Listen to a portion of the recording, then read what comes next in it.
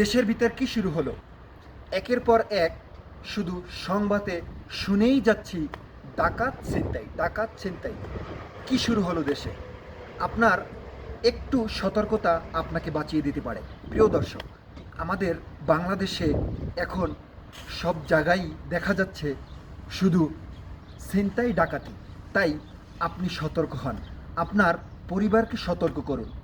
আগামী কিছুদিনের জন্য হলেও আপনি আপনার আসবাবপত্রকে হেফাজত করুন।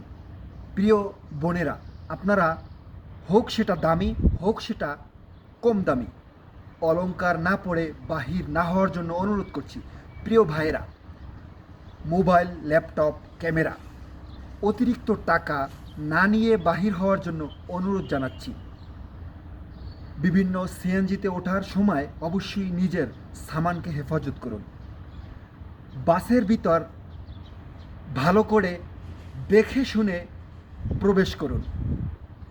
বিভিন্ন অলিগলিতে না যাওয়ার জন্য অনুরোধ করছি।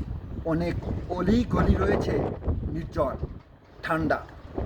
এখান থেকে আপনারা সতর্ক থাকুন। সন্ধ্যার পর বাহির না হওয়ার জন্য অনুরোধ জানাচ্ছি।